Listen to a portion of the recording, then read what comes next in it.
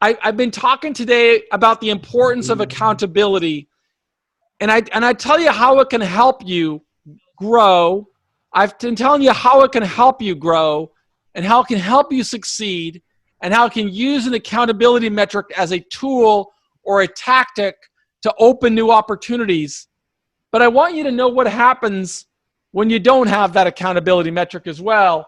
And that became pretty clear to me when I did this interview with a guy by the name of Matthew this weekend. So Matthew went to prison for 4 years on some type of a fraud case, and he got out of prison. And when he got out of prison, he was on, in the federal system, you have what's called supervised release. So he was on supervised release for 3 years, 36 months. And he was about 37 years old when he got out of jail, or got out of prison. And he started his life as a sales guy and did pretty well. He was selling the solar panels, so he was fortunate to be able to get back on his feet. And all he had to do every month was submit his financial report to the probation department. And that's how a probation officer holds somebody accountable every month. And some of you guys, I'm sure, have been on probation before, because I know you've been in the system a few times. So you know what that's like dealing with a probation officer. Every month you got to fill out a written report. And Matthew told me every month he filled out his report. When he first went to see them, the probation officer gives you these terms of supervised release. What does it take to get through this successfully? So they've defined success. And they said, these are the conditions of your release. And he knew what they were. But he didn't use an accountability metric to really check things off about what does it mean to be successful. And 1 month turns in, the first month he may have found it, but he remembered it's a 36-month journey.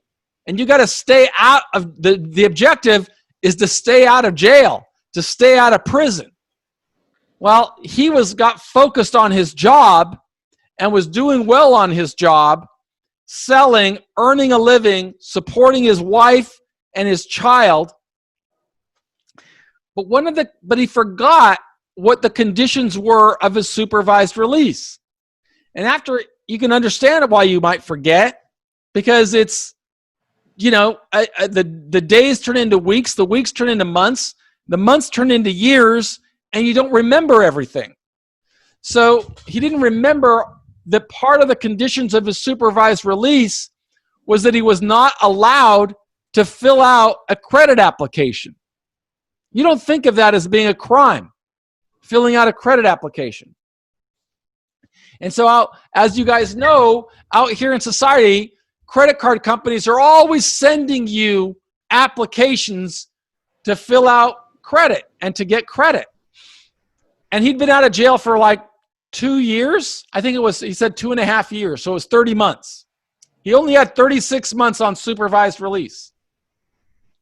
So around 2 years, 2.5 years, he fills out a credit application. And he submits it. Do you guys know what happens when somebody fills out a credit application? It goes on your credit report. What's that? It goes on your credit report. That's right. So it goes on his credit report. And it wasn't very much. It was just a credit card he was applying for $1,000 credit line. He'd been out of prison for 2 years. He's working. He just fills out the damn report. Goes on about his business, gets the credit card. It's got a $1,000 limit. Not very much. He doesn't even use it. He just got it. It's still sitting in his wallet. He said he never used it. And every month he's got to fill out this report. When he was 35 months, 1 month away from finishing, the probation officer pulls his credit report. And she sees that he filled out a credit application. And she calls him and she asks him about it. And he said, yeah, I filled that application out. I just wanted to, make sure I was ready when I was all done, that I have credit and so on. And she says, well, you weren't authorized to do that. And she said, I'm going to violate your terms of supervised release. And this happens on a Friday. So he has court on a Tuesday. And he goes to court. And the magistrate judge says, I think you didn't really learn your lesson. So you better get ready to go back to prison. That's the magistrate judge. And then he has to go before the district court judge, where there's a U.S. attorney there. And the probation officer says, I didn't give him permission to do this. This was part of his supervised release. And he still owes a fine, but now he's applying for credit. We think that we need to monitor him more. We don't want to send him back to prison. But we think he needs another 18 months of supervised release. Not because he did another crime, but because he filled out a credit application. And then the U.S. attorney says, Your Honor, this person hasn't really learned his lesson. He's been in prison. He has a big fine. He hasn't paid his fine back. And he filled out a credit application. And we agree that he should have 18 months more of supervised release. But we don't want to send him back to jail or prison. And the judge listened. And the judge said, well, I agree he hasn't learned his lesson. And so I am going to impose another 18 months of supervised release. But I'm also going to send him back to jail. And he sent him back for 90 days in prison. Now, as a result of that, he's lost his job. His family's going to suffer because there's not going to be anybody to pay the rent. And he's going to have his life totally disrupted again by going into the system. And he's going to have to start all over again. And all of that is the result of not having a very strong accountability system. It's not an accountability system that the probation officer is responsible for doing. It's the responsibility that each of you have. And each I have. I have a responsibility to use an accountability metric. And when you come home, you're going to have this as well. But what I really don't want is people who are already going through the system to get out and have more problems with the system. So I really encourage you to do what I just recommended to Cole, is that you start documenting this right now and you develop this as a habit. You make this a habit in your life.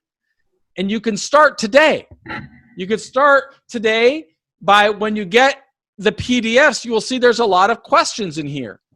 Well, make it a habit to work through those questions. And when you go through the book one time, start at the very beginning and go through it again. And make sure that you are on your pathway of documenting the story of how you became successful. Documenting the story of what you can do to make sure you don't come back into this system. Or document the story of how you can use these techniques to show that you work with the right mindset, that you've got hard work and goodwill as part of your life, that you understand this is one inning of a long game plan, and you're documenting your game plan. You've engineered your pathway to success. That's when you are the CEO of your life. That's when you truly are doing something that you're engineering your path. Like we discussed last week about, in real estate, where you've got to first acquire a piece of land, then pour the foundation, then lay the pipes, then put the electrical in, then do all of these things before you start putting the drapes on windows. All of that happens in methodical, incremental strategies. And I'm hoping that you use these techniques and these tools to develop your own pathway to success. And that's how I use an accountability metric. If what was his name again? Matthew. If Matthew had used that accountability metric, he says he would have remembered that he was not allowed to fill out an application. He said he just didn't realize it. And certainly didn't realize it could result in sending him back to jail. And there are consequences to this system that we're all a part of. I'm a part of it. Even though I've been out of prison now for 6.5 years, it'll always be part of my life. I know that. I'll always be seen in society, not for the success that I create out here. Oh, that's the guy that was in jail for 26 years. And that's okay. I don't mind. I say it every day. If you Google my name, you'll say, oh, this guy was in prison all the time. But I control it. I control the story of my life by publishing every day. And that's what you can do. Don't be judged by the bad decisions that you've made that put you in there. Be judged by how you responded to them. Architect a plan and then use your accountability log, your accountability tool, as a prop that will help you open new opportunities. And, we're already getting close to the end of this class. It's our 6th class together. We only have 4 more. So I'm always going to break these classes up by just, stopping my monologue for a little while to see if anybody wants to share, whether it's, the people that want to launch substance abuse programs, the people that want to become venture capitalists, the people that want to launch classes. I'm going to pause here and give an opportunity for somebody to get up. And if you have a question on how to develop an accountability tool, I'd love to respond to your personal circumstances. So I'm going to pause right now just to give a break for somebody if anybody wants to come up.